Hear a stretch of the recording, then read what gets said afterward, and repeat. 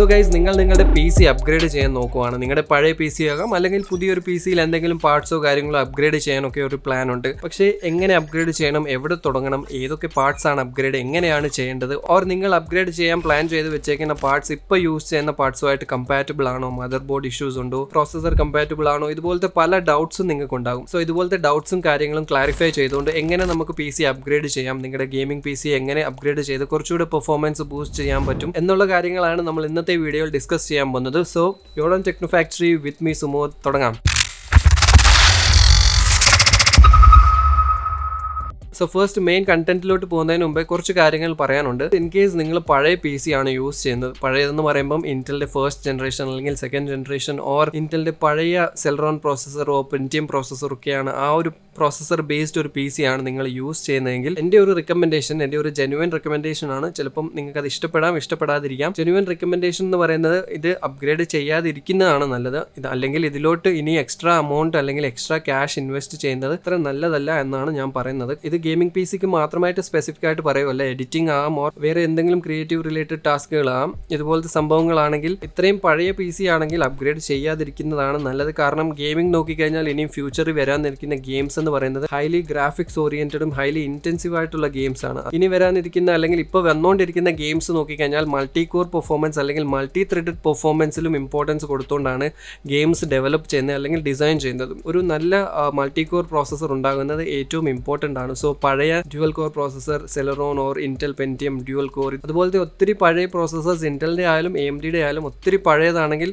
അതങ്ങോട്ട് ഇനി അങ്ങോട്ട് അപ്ഗ്രേഡ് ചെയ്യാതിരിക്കുന്നതാണ് നല്ലത്. അല്ലെങ്കിൽ ചുരുക്കി പറഞ്ഞു കഴിഞ്ഞാൽ നിങ്ങൾ എത്രത്തോളം അതിലോട്ട് മണി ഇൻവെസ്റ്റ് ചെയ്യുന്നു അത്രയും വേസ്റ്റ് ആയിരിക്കും. കാരണം ഇനി അങ്ങോട്ട് ഇൻ കേസ് നിങ്ങൾക്ക് അത് സെൽ ചെയ്യണമെന്നുണ്ടെങ്കിലും ഫ്യൂച്ചറിൽ നോക്കി കഴിഞ്ഞാൽ വലിയ വാല്യൂ ഒന്നും കിട്ടാൻ പോകുന്നില്ല. സോ ആ ഒരു പോയിന്റ് വെച്ച് നോക്കുമ്പം ഒത്തിരി പഴയ പി സികളാണെങ്കിൽ ഒരു അപ്ഗ്രേഡ് ഞാൻ റെക്കമെൻഡ് ചെയ്യുന്നില്ല.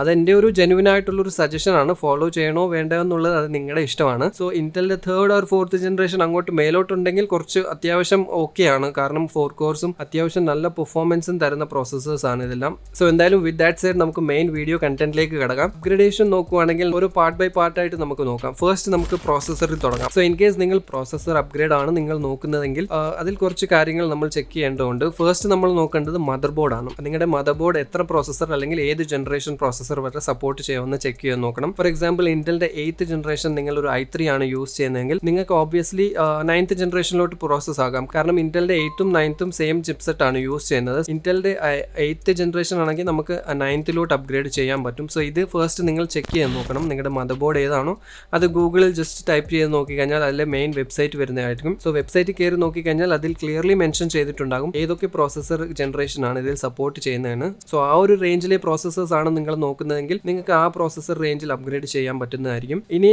Mother board in case compatible ആണെങ്കിലും ജനറേഷൻ മാറുമ്പോൾ ചിലപ്പം ബയോസ് അപ്ഗ്രേഡ് ചെയ്യേണ്ടി വരും. So BIOS upgrade in case ചെയ്യേണ്ടി വരുന്നുണ്ടെങ്കിൽ നിങ്ങൾ ഒരു കാര്യം ശ്രദ്ധിക്കണം. നിങ്ങളുടെ പഴയ പ്രോസസ്സർ നിങ്ങൾ ഇൻ കേസ് പഴയ പ്രോസസ്സർ വിറ്റിട്ടോ അല്ലെങ്കിൽ സെയിൽ ചെയ്തിട്ട് പുതിയതെടുക്കാനാണ് പ്ലാൻ ചെയ്യുന്നതെങ്കിൽ ആദ്യം നിങ്ങൾ ഒരു കാര്യം ചെയ്യണം. പഴയ പ്രോസസ്സർ മദർ ബോർഡിൽ വെച്ചിട്ട് തന്നെ നിങ്ങൾ പുതിയ ബയോസ് ഡൗൺലോഡ് ചെയ്തിട്ട് മദർ ബോർഡിൽ ബയോസ് അപ്ഡേറ്റ് ചെയ്തിട്ട് വേണം പ്രോസസ്സർ എടുത്തിട്ട് അത് സെയിൽ ചെയ്യാനോ ബാക്കി നിങ്ങൾ എന്താണ് ചെയ്യാൻ ഉദ്ദേശിക്കുന്നത് അത് ചെയ്യേണ്ടത്. കാരണം ഇൻ കേസ് ബയോസ് അപ്ഡേറ്റ് ചെയ്യാതെ നെക്സ്റ്റ് ജനറേഷൻ പ്രോസസ്സർ വാങ്ങുവാണെങ്കിൽ അത് നിങ്ങൾ യൂസ് വർക്ക് ആകത്തില്ല. സോ ബയോസ് അപ്ഡേറ്റ് ചെയ്തിട്ട് വേണം നിങ്ങൾ പ്രോസസ്സർ റിമൂവ് ചെയ്തിട്ട് ബാക്കി എന്താണ് ചെയ്യാൻ ഉദ്ദേശിക്കുന്നത് ചെയ്യേണ്ടത്. Example Intel 8th and 9th generation അല്ലെങ്കിൽ റൈസന്റെ 1st and 3rd ജനറേഷൻ. റൈസന്റെ 1st ജനറേഷൻ നിങ്ങൾ ഒരു പ്രോസസ്സറും മദർ ബോർഡും ആണ് യൂസ് ചെയ്യുന്നതെങ്കിൽ ഒബ്വിയസ്ലി ഒരു B450 ആണെങ്കിൽ നമുക്ക് B450യിൽ 1st, 2nd, 3rd എല്ലാം കമ്പാറ്റബിൾ ആണ്. പക്ഷേ 3rd ജനറേഷനിലോട്ട് വരുവാണെങ്കിൽ 3rd ജനറേഷനിലോട്ട് നിങ്ങൾ പ്രോസസ്സർ വാങ്ങി ഇടുന്നതിന് മുമ്പേ 1st ജനറേഷൻ റൈസൻ വെച്ചിട്ട് തന്നെ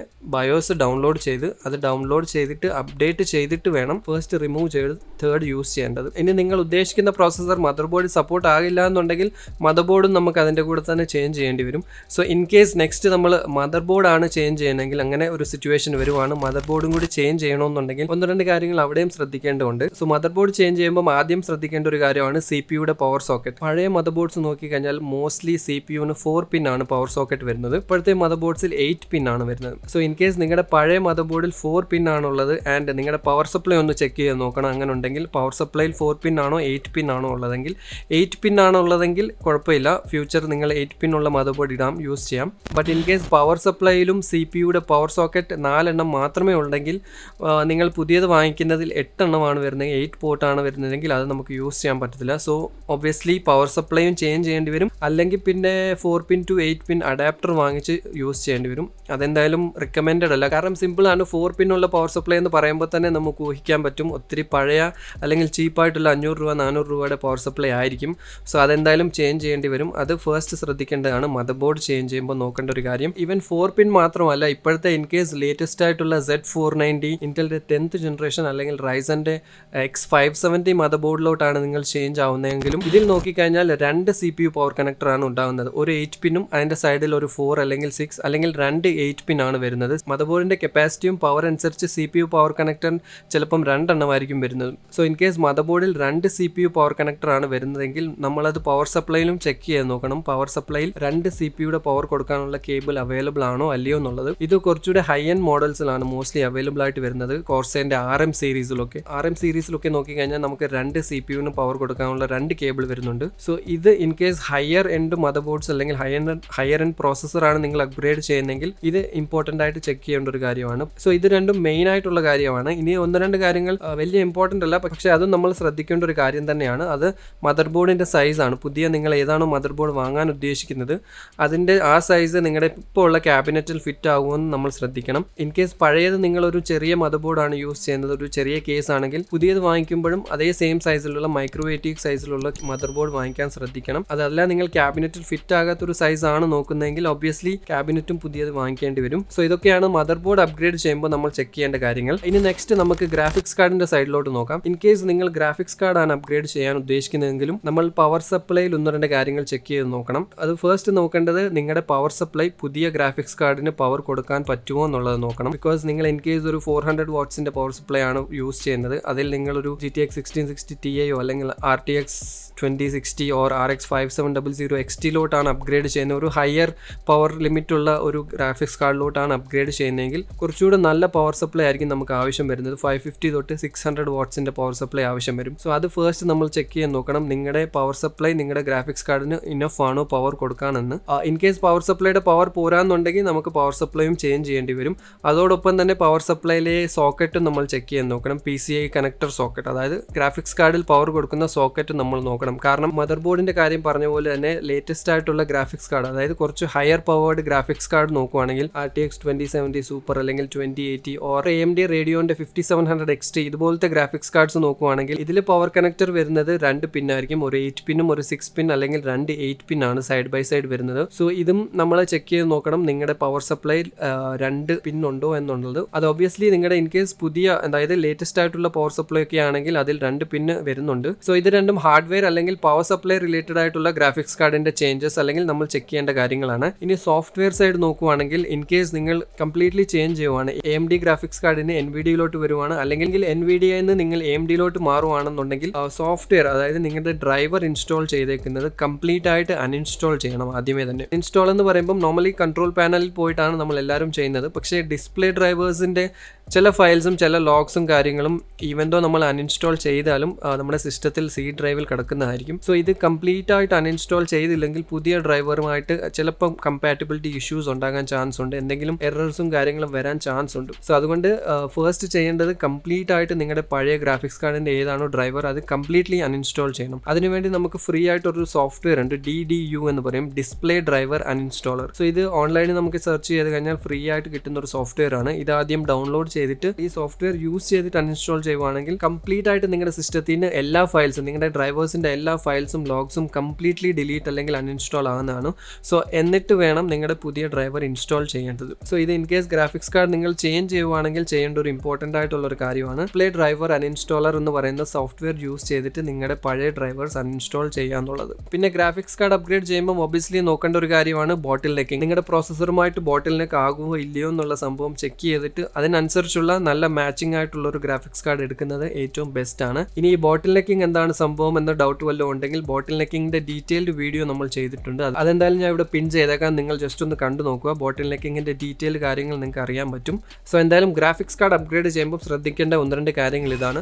ഇതല്ലാതെ നമുക്ക് വേണമെങ്കിൽ ചില കാര്യങ്ങളും കൂടെ ശ്രദ്ധിക്കാം. അത് നിങ്ങളുടെ കേസിൻ്റെ കമ്പാറ്റബിലിറ്റി, നിങ്ങൾ വാങ്ങിക്കുന്ന ഗ്രാഫിക്സ് കാർഡ് നിങ്ങളുടെ ഇപ്പോൾ ഉള്ള കേസുമായിട്ട് കമ്പാറ്റബിൾ ആണോ, അതിൻ്റെ സൈസുമായിട്ട് മാച്ച് ആവുമെന്നും ചെക്ക് ചെയ്യാൻ നോക്കുന്ന ഒരു നല്ല കാര്യമാണ്. ഇനി നെക്സ്റ്റ് അപ്ഗ്രേഡ് ആണ് റാം അല്ലെങ്കിൽ മെമ്മറി. റാം ആക്ച്വലി സിമ്പിൾ ആണ്, നമുക്ക് വലിയ കോംപ്ലിക്കേഷൻ ഒന്നുമില്ല. നിങ്ങൾ ഇപ്പം ഏതാണോ യൂസ് ചെയ്യുന്ന റാം അതിൻ്റെ സെയിം അതേപോലത്തെ ഒരു റാം തന്നെ വാങ്ങിച്ചു വെക്കുന്നത് ഏറ്റവും ബെസ്റ്റ് ആണ്. ഇൻ കേസ് നിങ്ങൾ 3000 മെഗാഹെർട്സിൻ്റെ ഒരു 8GB റാം ആണ് യൂസ് ചെയ്യുന്നതെങ്കിൽ 8GBയുടെ തന്നെ ഒരു 3000 മെഗാഹെർട്സ് യൂസ് ചെയ്യുന്നത് ഏറ്റവും ബെസ്റ്റ് ആണ്. കേസ് ഡ്യുവൽ ചാനൽ റൺ ആകണമെന്നുണ്ടെങ്കിൽ 8GBയുടെ റാം തന്നെ ആയിരിക്കണം 2 റാംസും. ബ്രാൻഡും ഫ്രീക്വൻസി ചേഞ്ച് ആയാൽ കുഴപ്പമൊന്നുമില്ല, പക്ഷേ റെക്കമെൻഡ് ചെയ്യുന്നത് സെയിം ബ്രാൻഡും സെയിം സ്പീഡും യൂസ് ചെയ്യുന്നതായിരിക്കും. ഇൻ കേസ് ഒരെണ്ണം 2666 മെഗാഹെർട്സിൻ്റെയും ഒരെണ്ണം 3000 മെഗാഹെർട്സിൻ്റെ ആണ് നിങ്ങൾ യൂസ് ചെയ്യുന്നതെങ്കിൽ ഡ്യുവൽ ചാനൽ കോൺഫിഗറേഷൻ വർക്ക് ആകും. പക്ഷേ ഡ്യുവൽ ചാനലിൽ വരുമ്പം 2 റാംസും 2666 മെഗാഹെർട്സിലായിരിക്കും റൺ ആകുന്നത്. 3000 വാങ്ങിച്ചിട്ട് അവിടെ വലിയ യൂസ് വരുന്നില്ല, കാരണം ഒരെണ്ണം 2666 ആയതുകൊണ്ട് തന്നെ ഏറ്റവും ലോവസ്റ്റ് ഏതാണോ ആ ലോവസ്റ്റിലായിരിക്കും രണ്ടും റൺ ആകുന്നത്. ഈ ഡ്യുവൽ ചാനൽ എന്താണെന്ന് ചിലപ്പോൾ നിങ്ങൾ ചിന്തിക്കുന്നുണ്ടെങ്കിൽ അതിൻ്റെയും സെപ്പറേറ്റ് വീഡിയോ ഉണ്ട്, അതും ഇവിടെ ക്ലിക്ക് ചെയ്താൽ മതി, ജസ്റ്റ് കണ്ടു നോക്കൂ, നിങ്ങൾക്ക് മനസ്സിലാകും. ഇനി റാം അപ്ഗ്രേഡിൽ ചെറിയൊരു കാര്യം ശ്രദ്ധിക്കേണ്ടത് റാമിന്റെ പേരിന്റെ ഇടയ്ക്ക് വരുന്ന ഒരു സംഭവമാണ് ഡിം എന്ന് അല്ലെങ്കിൽ യുഡിം ഓർ സോഡിം എന്ന സംഭവം. സോഡിം എന്ന് മെൻഷൻ ചെയ്തേക്കുന്നത് ലാപ്ടോപ്പിന്റെ മെമ്മറിയാണ്, ലാപ്ടോപ്പിന്റെ റാമിനെയാണ് നമ്മൾ സോഡിം എന്ന് പറയുന്നത്. സോ ലാപ്ടോപ്പ് മെമ്മറി നോക്കിക്കഴിഞ്ഞാൽ അതിന്റെ പിൻസിന്റെ എണ്ണം കുറവായിരിക്കും, കൗണ്ട് 260 ആണെന്ന് തോന്നുന്നു. നോർമലി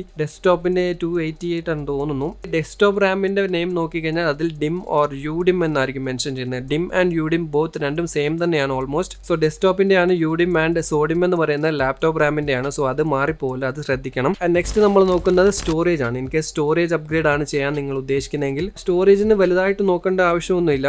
മോസ്റ്റ്ലി സ്റ്റോറേജ് അപ്ഗ്രേഡ് ആൾക്കാർ ചെയ്യുന്നത് ഹാർഡ് ഡിസ്ക് യൂസ് ചെയ്യുന്ന ഒരു എക്സ്ട്രാ SSD വാങ്ങിച്ചിടാനാണ് പ്ലാൻ ചെയ്യുന്നത്. സോ SSDക്ക് വേണ്ടി നിങ്ങൾക്ക് മദർ ബോർഡിൽ സാറ്റാ പോർട്ട് ഉണ്ടോ എന്ന് നോക്കണം, അതേപോലെ പവർ സപ്ലൈയിലും സാറ്റാ പവർ കണക്ടർ ഉണ്ടോ എന്ന് ചെക്ക് ചെയ്ത് നോക്കണം എക്സ്ട്രാ. മോസ്റ്റ്ലി എല്ലാ പവർ സപ്ലൈയിലും മിനിമം 4 അല്ലെങ്കിൽ 6 സാറ്റാ പോർട്ട്സ് വരും. അതേപോലെ മദർ ബോർഡ് നോക്കിക്കഴിഞ്ഞാലും മിനിമം മൈക്രോ ATX ആണെങ്കിൽ 4 സാറ്റാ പോർട്ട്സ് കാണും, ATX ആണെങ്കിൽ 6 എണ്ണം കാണും. സോ ഐ ഡോണ്ട് തിങ്ക് അതൊരു വലിയ ഇഷ്യൂ ആയിരിക്കും. ഇൻ കേസ് M.2 ആണ് നിങ്ങൾ ഉദ്ദേശിക്കുന്നത്, M.2 ഡ്രൈവിലോട്ട് അപ്ഗ്രേഡ് ചെയ്യണമെന്നാണെങ്കിൽ ആദ്യം ചെക്ക് ചെയ്യേണ്ടത് നിങ്ങളുടെ മദർ ബോർഡിൽ M.2 സ്ലോട്ട് ഉണ്ടോ എന്നാണ്. ഐ തിങ്ക് ഇപ്പോഴത്തെ എല്ലാ ഓൾമോസ്റ്റ് മദർ ബോർഡ്സിൽ M.2 സ്ലോട്ട് വരുന്നുണ്ട്. ബട്ട് സ്റ്റിൽ മദർ ബോർഡിന്റെ സ്പെസിഫിക്കേഷൻസിൽ പോയി ചെക്ക് ചെയ്ത് നോക്കണം M.2 സ്ലോട്ട് നിങ്ങളുടെ മദർ ബോർഡിൽ ഉള്ളത് സാറ്റാ ഇന്നാണോ പവർ എടുക്കുന്നത് അല്ലെങ്കിൽ PCI ബേസ്ഡ് ആണോ എന്നുള്ളത്. സോ സ്റ്റോറേജിന്റെ കാര്യത്തിൽ നമ്മൾ മെയിൻലി M.2 സ്റ്റോറേജിന്റെ കാര്യത്തിലാണ് ശ്രദ്ധിക്കേണ്ടത്. ഇനി ഫൈനലി വരുന്നത് പവർ സപ്ലൈ ആണ്. ഇൻ കേസ് നിങ്ങൾ പവർ സപ്ലൈ അപ്ഗ്രേഡ് ചെയ്യണമെന്നുണ്ടെങ്കിൽ ഒബ്വിയസ്ലി നിങ്ങളൊരു ചിലപ്പോൾ പഴയൊരു സിൽവർ കളറിലെ 500 രൂപയുടെ പവർ സപ്ലൈ ആണ് യൂസ് ചെയ്യുന്നതെങ്കിൽ മിനിമം ഒരു 80+ വൈറ്റ് ആണ് ഞാൻ റെക്കമെൻഡ് ചെയ്യുന്നത്. 80+ വൈറ്റ് അല്ലെങ്കിൽ ഏറ്റവും നല്ലത് 80+ ബ്രോൺസിലോട്ട് പോകുന്നതാണ്.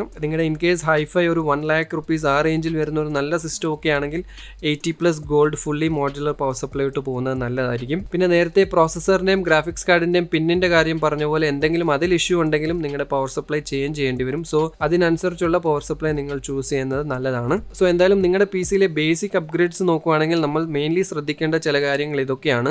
സോ മോസ്റ്റ്ലി എനിക്ക് തോന്നുന്നു എല്ലാം കവർ ചെയ്തിട്ടുണ്ടെന്ന് തോന്നുന്നു. ബട്ട് സ്റ്റിൽ ഇൻ കേസ് എന്തെങ്കിലും മിസ് ആയിട്ടുണ്ടോ അല്ലെങ്കിൽ ഇൻ കേസ് നിങ്ങൾക്ക് വേറെ എന്തെങ്കിലും അറിയാൻ താല്പര്യം ഉണ്ടെങ്കിൽ കമന്റ്സിൽ ചോദിച്ചാൽ മതി, ഞാൻ അതിന് റിപ്ലൈ തരുന്നതായിരിക്കും. സോ ഐ തിങ്ക് എന്തായാലും വീഡിയോ വൈൻഡ് അപ്പ് ചെയ്യാനുള്ള ടൈമായി. വീഡിയോ ഇഷ്ടപ്പെട്ടെങ്കിൽ തീർച്ചയായിട്ടും ലൈക്ക് ചെയ്യുക, ഇഷ്ടപ്പെട്ടില്ലെങ്കിൽ ഡിസ്ലൈക്ക് ചെയ്യുക. ഇൻഫോർമേറ്റീവ് ആയിട്ട് തോന്നിയെങ്കിൽ മാക്സിമം ഷെയർ ചെയ്യുക. ആൻഡ് നമ്മുടെ ചാനൽ ഇതുവരെ സബ്സ്ക്രൈബ് ചെയ്തിട്ടില്ലെങ്കിൽ do subscribe to my channel and തൊട്ടടുത്തുള്ള മണി ഒന്ന് അടിച്ചിട്ടേക്കാം. എന്തായാലും ഗൈസ് അടുത്തൊരു നല്ല വീഡിയോയിൽ കാണാം. Till then B positive and stay happy.